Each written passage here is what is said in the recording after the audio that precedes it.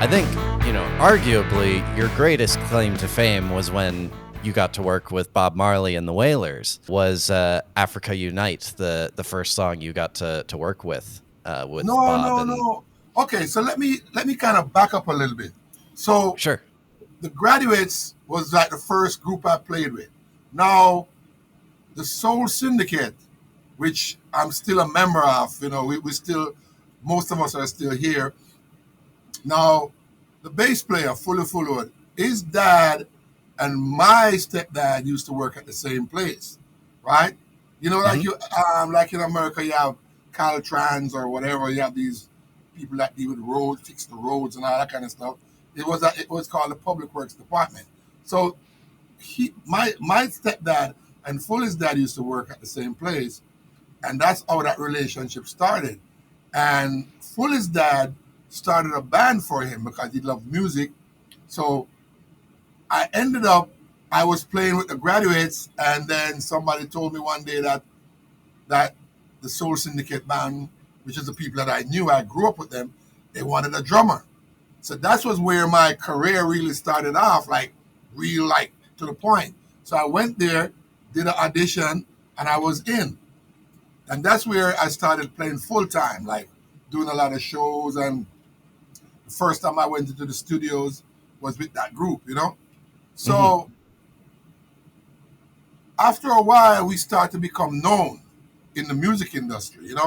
'Cause we were a band playing together. We used to do a lot of live shows, and then people saw us and said, "Wait a minute, this guy by the name of Bunny Lee, he was a big record promoter or producer in Jamaica at the time, and he came and he hired the band, the whole band, took us to the studio. We didn't know anything about session fees or whatever, but that's beside the point. It was getting our feet wet. So went to the studio with him, and that's where our recording life started. And then people started knowing about us. Now, fast forward to Lee Scratch Perry, who was the producer for the Wailers, right? Hmm. So he hired us also to go to the studio. Now, by this time, the Wailers were a big group in Jamaica. Bob, Peter, and Bunny. They were a top group at the time. But he was now doing some production work for them, and he called us to the studio, and we did. I think the first song I did for the Wailers was, I think, it's called "Sun Is Shining." That's the very original version of that song, called "Sun Is Shining." Hmm. And the song that came out to be "Duppy Conqueror," I played on the original version that they wanted, but I guess they didn't like that version, so they redid it with Family Man and Carly. But the version that we did, way back in the 70s, there was this hoax going around. I think what you would call a prank right now. People were going around and say there was a coffin running around the town, and this guy asking for Mr. Brown. So Bob and the Wailers, they wrote a song about it, and they used that rhythm, right? It's called Mr. Hmm. Brown. So the first recording I did with the Wailers, with Bob and them, was the original version of Sunny Shining and Mr. Brown. And then later on, we went to a studio called Dynamic Sounds. I don't know, it could be the other way around. But anyway, but I ended up doing another song with them called High Tide. It's kind of like a high tide, low tide. It's kind of like a ballady kind of song, like. But anyway, Hmm. so that's how my whole life started with these guys. When they were Yeah. still a group, together. You know what I mean? So, and that was for me like, wow. I'm in the company of royalty, because these people, they were top of the top. You talk about Hmm. the Wailers and all these powerful people, and I'm working with these three people, and then I ended up working with all three of them, and then working for them individually. I did live shows with Bob, like one time in Jamaica, and then Bonnie Wailers, I did shows with him. Then I toured with Peter Tosh. So then Yep. I worked with them as a group, but then worked with them individually to realize, wow, these three brothers, they are powerful in their own right. They are creative people in their own right. So that I can say I'm I'm so grateful for that because I was in a fortunate situation where I get to work with the Wailers and then get to work with them individually. So you get to know them, as a group and as individual entities. So that was where it started. Yeah. And I was gonna say I've seen a few interviews with you going back to Africa Unite, and it's Yeah, kind of an interesting story how you ended up on that song. Is that right? yeah, yeah. You see, the thing is in Jamaica, you as a musician back then, because there was a lot of that was a time when sessions like recordings were happening. That was a time of like it was like a fire burning. Recording was hot. So you have to be prepared. And when you're prepared and you know your stuff, people are gonna call you. Or if you're somewhere, if you're nearby a studio and somebody want to record, they don't have to try to find you. You're there. So Hmm. what happened on this particular day? Because I worked for Bob before. Bob knew me. We were friends. It wasn't like I'm some strange guy. He knew me and he knew what I did. I knew what I was about. That particular day, Africa Unite, I was supposed to do a recording session with the Burning Spear, Winston Rodney. That's that day.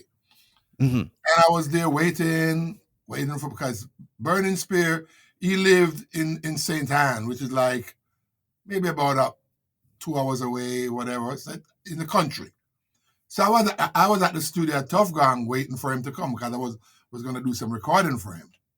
So Bob came around and he said, "Oh, what's going on today?" I said, "Well, I'm going to do some recording for Burning Spear." So, "Oh, okay, all right, cool." So he walked back to the back.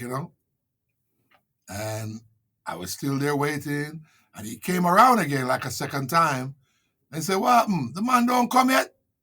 I said, "No, I'm still waiting. I guess he's coming from the country, so, it might just be a traffic hang up or whatever." So I'm still there chilling. He came back around after a while. He came back around and he said, "The man don't come yet." I said, "No." Him say, "What? Studio time burning. I'm a musician here. Let's go make a song." That was it. And I went into the studio, Africa Unite, because he had the song, and it's so funny that at the time, I think Zimbabwe was having its independence, and I think they had invited him to come to Zimbabwe to be a part of the celebration. So I was part of a big thing by playing on that song, Africa Unite, which kind of resonates today in all of what's going on. But that's how it all started. You know, Hmm. it wasn't something that it was a planned situation. That I was there for him. I was there for somebody else. But being the type of person Bob Marley was, he he would work with anyone as long as he knows what you can do. And if you flop, then you flop. But it was always like that pleasure, that vibe, because you get this thing from Bob where he invites you in. You don't feel like an outsider. So when I went into the studio, I felt invited. I felt like, okay, I was appreciated enough for him to say, "Let's go and record a song with me playing drums." So for me, that is like, whoa, wait a minute. That it don't get no better than that. Yeah. So that's how that song recorded. It wasn't a Yeah. planned thing, but it was planned in the heavens, I guess. Yeah. Yeah, And another one that you played on with Bob was "Coming In From the Cold," and it's funny because I've been getting back into, or I have been getting back into Bob's music recently, and that was yeah. a song that I just kind of missed initially, and then this time around I've been like, oh, this is a great song. So it was kind of funny once this interview was scheduled to find out that you played the drums on that song as well. So what was Okay. the story behind that? It's the same kind of situation.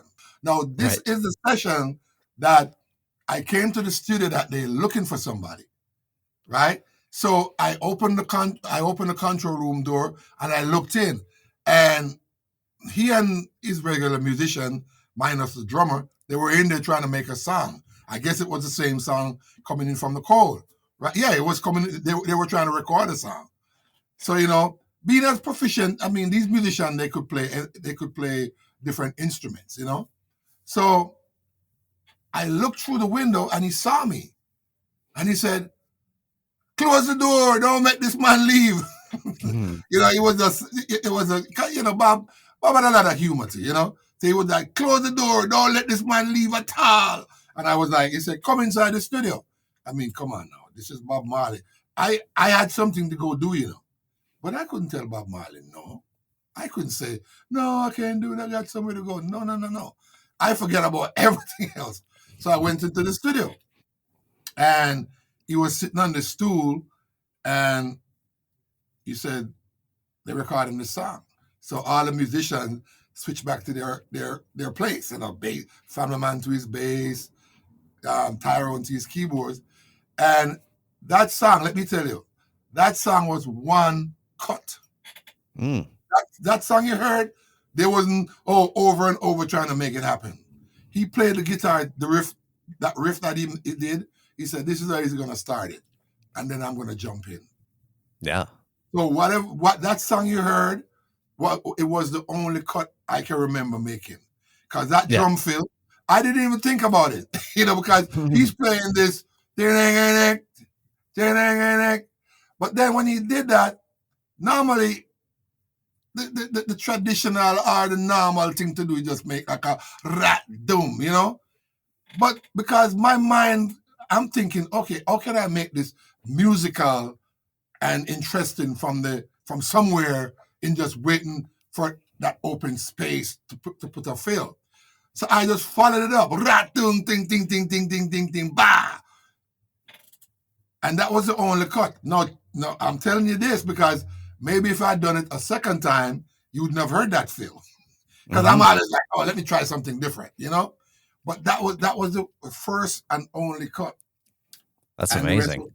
No, it's years later. I didn't even know this at the time. It was years later I heard his graphic artist, God bless his soul, he passed away a little while ago, Neville Garrick. Neville Garrick was doing an interview and he was talking and then he said something that kind of piqued my interest. Like, what? That was the first recording Bob did when he came back from exile. There was some crazy stuff that went on in the 70s, and Bob just said, "You know what? I got to chill this place out a little bit." So he was in England for a while. I didn't know that I played, and when Neville Garrick said that was the first recording Bob did when he came back to Jamaica, I was like, what? I actually played on the first recording that Bob did when he arrived back in, and at the time I didn't know that. It was years later when Neville Garrick was doing this interview that I realized how significant and how important that day really was. So, my encounter with Bob, was and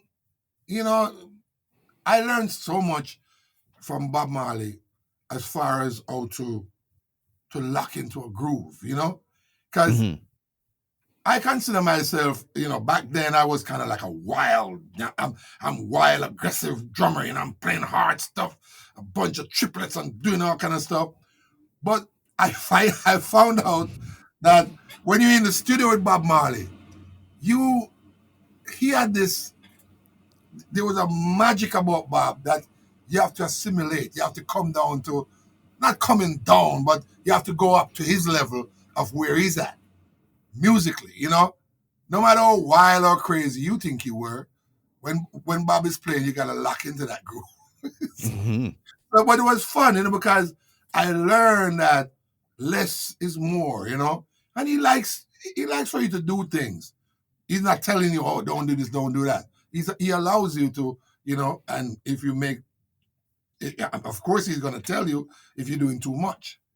Yeah. But I get that feeling from him that, okay, what you're doing is accepted. So I carried on, So man, I consider that a blessing, and I've been working with. I work with the whole family, It's so fortunate for me to work with him. Now I'm working with his eldest son. Come on, don't get no better than that. You know what I mean? Yeah. I mean, how often does stuff like that happens? You know, we Yeah. work with Dad, and then we did a tour one time, Roots Rock Reggae tour, and that was all the brothers. You know what I mean? And now I've been working with his son for all these years. You know what I mean? So, you know, man, it don't get no better than that.